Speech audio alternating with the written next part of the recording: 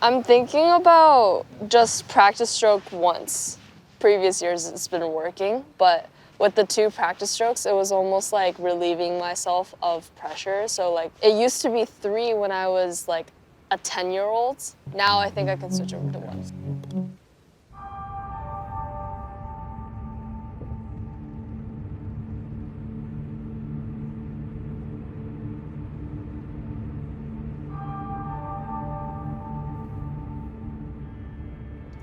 So today I'm going to work on a couple aspects on my game, specifically short game and putting. Ultimately, half of your score is dependent on putting.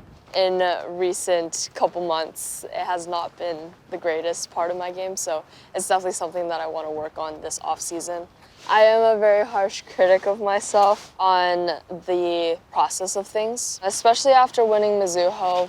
There was a lot more attention. Correct. So people definitely had their full moments where they wanted to see if I could live up to that hype. Personally, when I'm in a little bit of a slump on the golf course, I like to do a little body scan, seeing if I'm doing what I need to prepare myself to make a really good committed stroke. Once you scan yourself there, I would say I focus a lot on just being able to see how my tempo is, because in times of pressure, I take longer. It causes me to stall. Rose, nice to meet you. How are you doing? You Rose, good? nice to meet you. You ready to do some Yes. neuroscientific training? I'm excited. So Adidas is exploring how the elite athletes deal with mental pressure, and they brought us in to figure out how to deal with that from a neuroscience point of view.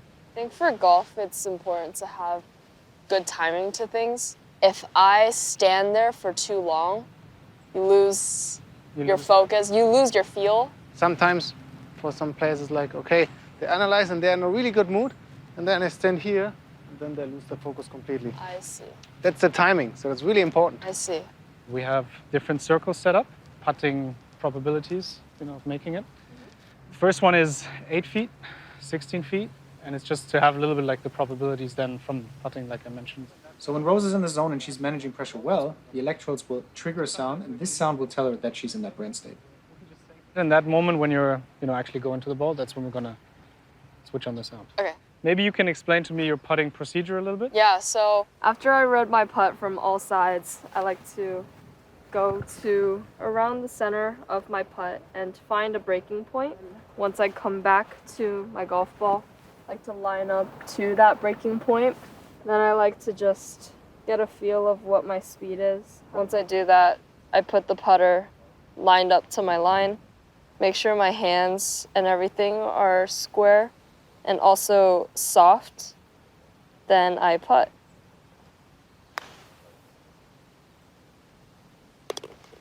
In.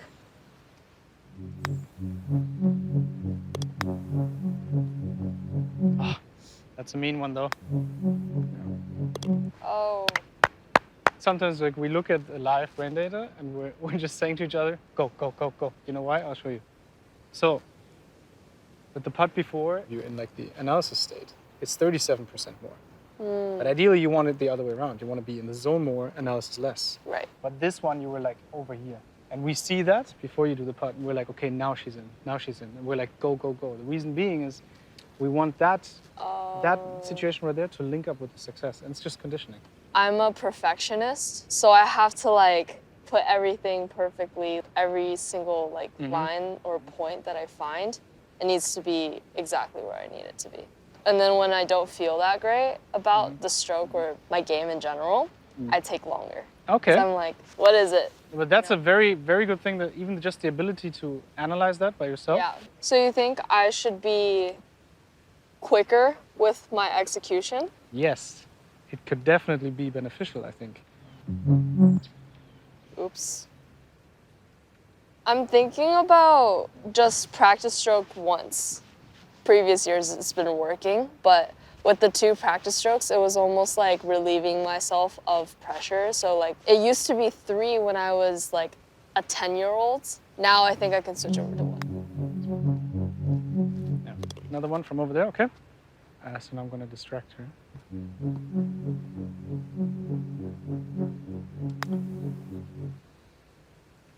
distractions don't really matter to you that much.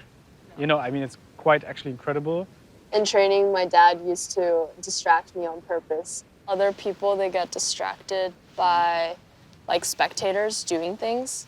I don't usually stop because I don't feel it as often. That's good.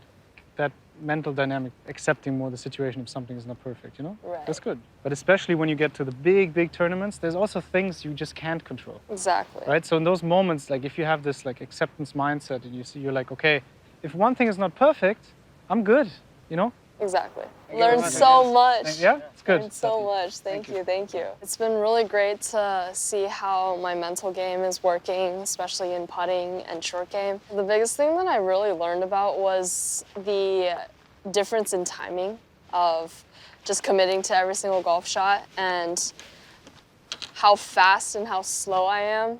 It really makes a difference on my focus, understanding what I need for timing routine-wise, and that really impacts your focus. We went through different steps, for example, in her putting routine. So I think that's the kind of info she's going to take. And the more stable she's going to get with that routine, it's just going to help her in those really high intensity situations. So I would recommend for young athletes or grassroots athletes to really take their time to think about those different kind of routines. If you're able to fine-tune your routine as much as you can and it suits you and your brain, you're able to, you know, deal with any kind of pressure. So this can benefit any kind of athlete out there.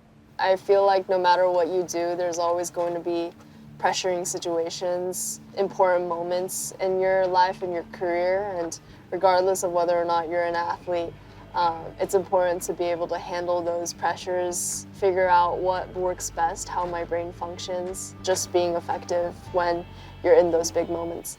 That's the biggest takeaway. Under pressure.